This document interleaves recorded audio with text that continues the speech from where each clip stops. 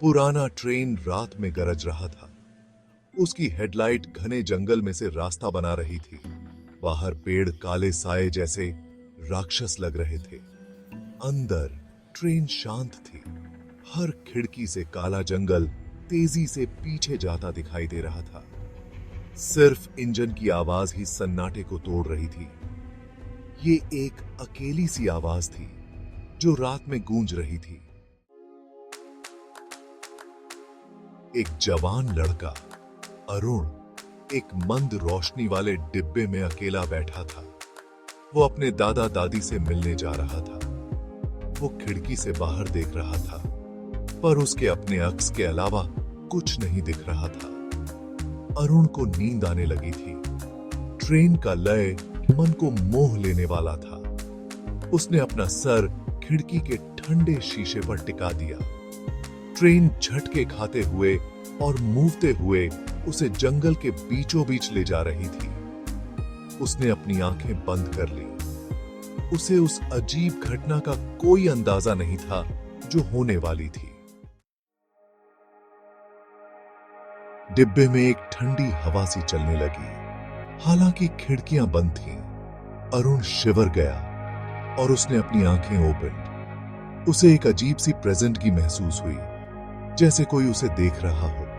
उसने एक फुसफुसाहट सुनी, बहुत धीमी, जैसे पत्तों की हेडहेडाहट हो। उसने अपना सर घुमाया, पर वहां कोई नहीं था। डिब्बा खाली था।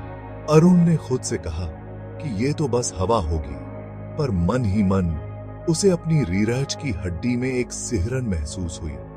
काश उसके पास बात करने के लिए कोई होता, कोई उसे हार्ट आसा दे पाता, कोई उसे दिए। उसे अपनी दादी मां की ट्रेन के बारे में कहानियां याद आईं। वो कहती थी कि ये उन लोगों के गोस्टों से गोस्टियां हैं जो कई साल पहले एक भयानक हादसे में मारे गए थे। कहते थे कि भूत ट्रेन में फंस गए हैं, हमेशा के लिए इसमें सफर कर रहे हैं। उनकी स्क्रीमें हवा में सुनी जा सकती थीं और उनके साए टिमटिमाती रोशनी में दिखाई देते थे। अरुण ने हमेशा इन कहानियों को अंधविश्वास मानकर खारिज कर दिया था, पर अब अंधेरे में अकेले उसे यकीन नहीं हो रहा था। ट्रेन अलग, ठंडी लग रही थी, जैसे कोई अनदेखी प्रेजेंट की इसमें सवार हो गई हो। भाग 5। एक खौफनाक एनकाउंटर। अचानक ट्रेन ने जोर से झटका खाया, जिससे अरुण अपनी सीट से गिर गया।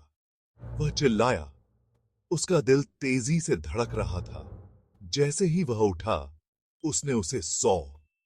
डिब्बे के आखिर में एक सफेद साड़ी में एक औरत खड़ी थी। उसकी पीठ उसकी तरफ थी, पर वो देख सकता था कि उसके लंबे काले बाल उसकी पीठ पर फैले हुए थे।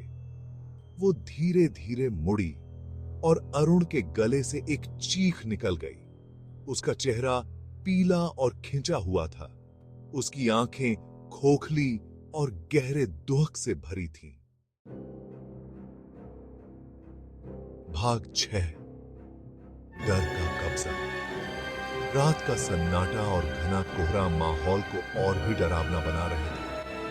औरत उसकी तरफ बढ़ी। उसके पैर जमीन को नहीं छू रहे थे। वो हवा में तैरती हुई एक भूतिया छाया की तरह लग रही थी।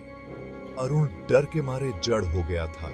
न हिल सकता था, न बोल सकता था। उसकी आंखें फटी की फटी रह गईं। वो भागना चाहता था, छिपना चाहता था, पर वो कर नहीं सकता था। उसके पैर जैसे जमीन में धंस गए थे।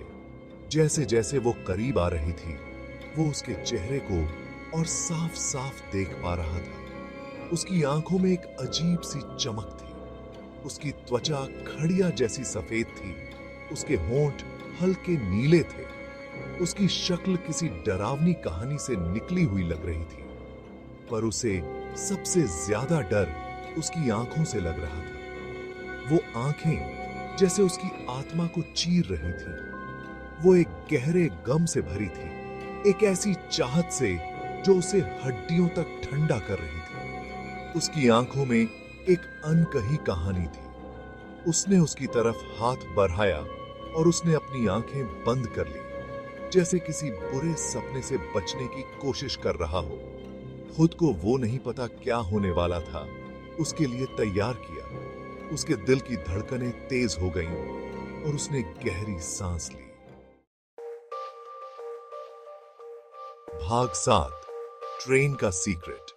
पर एक ठंडे गोस्ट या स्पर्श की बजाय उसने एक गर्माहट महसूस की। उसने धीरे धीरे अपनी आंखें खोली तो देखा औरत गायब थी। डिब्बा फिर से खाली था। सिर्फ ट्रेन के खड़खड़ाहट की आवाज आ रही थी। क्या उसने ये सब कल्पना की थी? क्या अकेलापन और अंधेरा उसके दिमाग के साथ खेल रहे थे? उसने इधर उधर देखा, पर सफेद साड़ी वाली औरत का कोई नेम और निशान नहीं था। उसने जमीन पर जहां औरत खड़ी थी कुछ 100, ये एक छोटा सा चांदी का लॉकेट था, दिल के आकार का। उसने उसे उठाया। उसकी उंगलियां हल्के से शिवर रही थी। भाग 8 अनजान का इनकाउंटर। उसने सावधानी से लॉकेट ओपन। अंदर एक जवान औरत की एक छोटी सी तस्वीर थी। वो बहुत सुंदर थी, हंसती आंखों और एक लवी सी मुस्कान के साथ। ये डिब्बे वाली औरत ही थी, पर जिंदा, लाइवली। तस्वीर के दूहेडी तरफ एक नाम बहुत ही सुंदर रिटन वट में लिखा था, राधा। अरुण को दुख का एहसास हुआ। ये औरत, ये राधा कोई फियर अवनीभूत नहीं थी, बल्कि एक कहानी वाली एक इंसान थी। वो जानता था कि उसे पता लगाना होगा कि वो कौन थी, उसके साथ क्या हुआ था। उसने लॉकेट को अपनी जेब में रख लिया। कुछ देर पहले तक उसे जकड़े हुए डर की जगह अब एक मकसद ने ले ली थी। भाग 9 सच्चाई आई सामने। जब ट्रेन आखिरकार उसके दादा दादी के गांव पहुंची तो अरुण अपने दादा के पास भागा। लॉकेट उसके हाथ में कसकर पकड़ा हुआ था। उसके मन में कई सवाल थे और वह जवाब पाने के लिए बेचैन था। उसने उसे ट्रेन में मौजूद औरत के बारे में बताया, लॉकेट के बारे में बताया, राधा नाम के बारे में बताया। अरुण की आवाज में डर और उत्सुकता दोनों थे। उसके दादा ने धैर्य से उसकी बात सुनी। उनकी आंखें एक जाने पहचाने दुहक से भरी थीं। ऐसा लगा जैसे वह किसी पुराने दर्द को फिर से जी रहे हों। जब अरुण ने अपनी कहानी खत्म की तो उसके दादा ने आह भरी और कहा, राधा मेरी छोटी बहन थी। उनकी आवाज में गहरा दर्द था। वो कई साल पहले इसी रास्ते पर एक ट्रेन दुर्घटना में मर गई थी।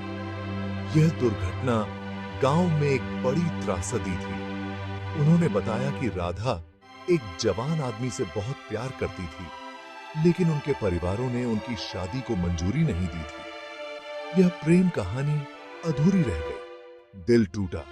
वो एक रात ट्रेन में चिरहज गई, फिर कभी जिंदा नहीं देखी गई। उसकी आत्मा आज भी उस ट्रेन में भटकती है, अपने प्रेमी की तलाश में। भाग 10 एक भूतिया याद। अरुण को आखिरकार समझ आ गया कि जो उसने देखा था वह सिर्फ एक सपना नहीं था। राधा कोई डरावनी भूत नहीं थी, बल्कि एक टूटी हुई आत्मा थी जो अपने दर्द को साझा करना चाहती थी, जो सुकून और शायद अपनी कहानी बताने का एक जरिया तलाश कर रही थी। उसकी आंखों में एक गहरी उदासी थी। उसने उसे आवाज खोजने में मदद की थी और उसकी पीड़ा को समझा था, और बदले में उसने उसके जीवन को इस तरह छुआ था जैसे कोई अदृश्य हाथ, जिसे वो कभी नहीं भूल पाएगा। यह अनुभव उसकी आत्मा में गहराई तक बस गया था। उस रात जब वो बिस्तर पर लेटा था तो उसने महसूस किया कि वह अकेला नहीं है। तो वो लगभग दूरी में ट्रेन की उदास सीटी सुन सकता था। यह आवाज उद्देश्य उसे अतीत की याद दिलाती थी। उसने राधा के बारे में सोचा। और उसकी अधूरी कहानी के बारे में, उसके खोए हुए प्यार के बारे में जो कभी पूरा नहीं हो सका, उसके दुखद अंत के बारे में जो हमेशा के लिए एक रहस्य बन गया। वो जानता था कि वो सफेद साड़ी वाली औरत से अपनी मुलाकात को कभी नहीं भूलेगा। यह एक गहरी छाप छोड़ गई थी। ये एक याद दिलाता था कि कभी कभी सबसे डरावनी कहानियां वो होती हैं जो प्यार और नुकसान से पैदा होती हैं, जो प्यार और नुकसान से पैदा होती हैं। ये कहानियां दिल को छू जाती हैं और कभी कभी भूतों की भी कहानियां होती हैं जिन्हें सुनने लायक होता है, जिन्हें सुनने लायक होता है। ये कहानियां हमें जीवन के गहरे अर्थ सिखाती हैं,